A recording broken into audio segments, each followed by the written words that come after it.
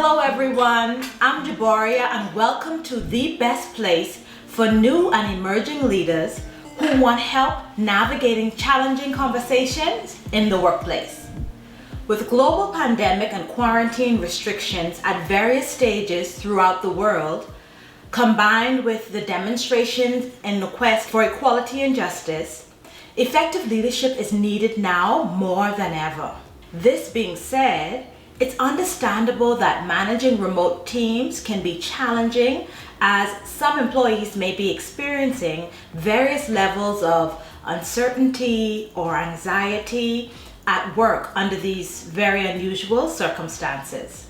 For leaders who are managing employees who work from home, maintaining remote employee engagement can be challenging under the current circumstances. As a leader who's responsible for leading remote teams, it's important to focus on what you can do to support your team in maintaining some sense of normalcy at work during the working hours. In many cases, determining exactly how to communicate and provide support may be challenging for you as the leader. That's because it's compounded by the fact that many companies who have retained employees are still requiring them to work remotely. Well, in this video, I'm going to share some working from home tips for success so that you can stay connected with your team as you manage at a distance. So if you're interested in that, please give this video a thumbs up and keep watching.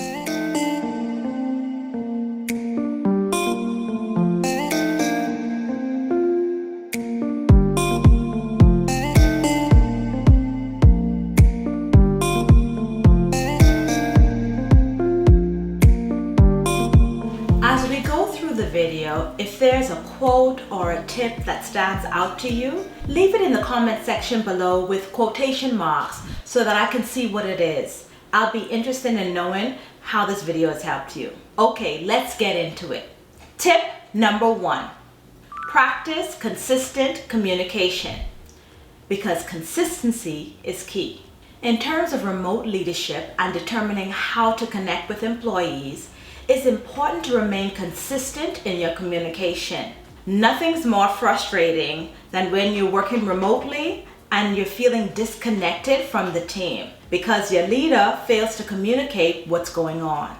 This causes the team to feel left out of the flow of the communication, and it can also cause members to become disinterested in the common goals of the unit. Consistency is one of the basic tenets of effective communication in the workplace. One of the distinctions that I want to make here is that consistent communication doesn't necessarily mean often when it comes to this particular point. What I mean is that leaders should focus on establishing a regular pattern of communication that works best for you and for your team. When leaders establish a regular pattern or system of relaying information as an effective communication method, the team comes to know what to expect as a matter of routine. This helps the team to build trust with you as the leader because they come to know that they can count on you to keep them updated and to relay information. The reason that I say that establishing a consistent pattern of communication is different from the frequency is because while frequency of communication is also important, if your team can count on you to communicate regularly, you get to determine later on how often you will communicate. This will also vary at times based on the needs of your team and what's going on and what needs to be communicated at any particular time. So you get to decide if that happens daily, weekly, bi-weekly, etc. You get the point. The important thing is that you shouldn't go radio silent or drop off the face of the earth as one of those key tools to managing remote employees. So, there are many effective communication examples of ways to communicate in a way that's consistent. One of them is to provide your team with general monthly or quarterly email updates with bullet points that summarizes or recaps all of the important or pertinent information for the team or for the company. I'm sure you understand what I mean. What's most important about remaining consistent in your communication method is number one, your team knows what to expect from you. That's crucial because they rely on you for information and for direction.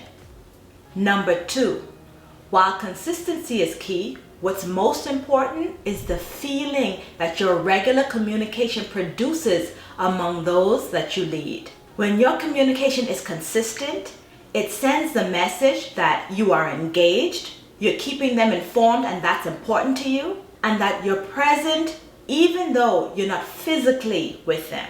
Please let me know in the comments below what methods you use to stay connected with your team. Let's move on to the next one. Tip number two, infuse your team with positivity. One of the things that you want to continue to do is to push a positive message. This doesn't mean that you ignore the challenges as they come up, but what it does mean is that as the leader, you have a unique opportunity and a duty to guide your team by infusing them with a message that exudes positivity. This means that sometimes a part of pushing the positive message begins with acknowledging that challenges do exist. It doesn't need to be overly complex. It can be very simple. It may be as easy as saying something like, although things may appear to be difficult with our work right now, as a team, we're up to the challenge. Because you're intimately knowledgeable about the work that you do, you'll be able to craft your language more specifically than I did for your particular industry so that your message is relevant to your team and the work that you do, and it's also sincere. So that was just an example. And depending upon your company's system security policies, you might also be able to incorporate the use of online mediums such as short video clips, celebratory emails, and quotes. As the leader, if you're connected with your team, it shouldn't be difficult for you to find small ways to keep them encouraged. Let's move on to the next. Tip number three, maintain a sense of normalcy at work.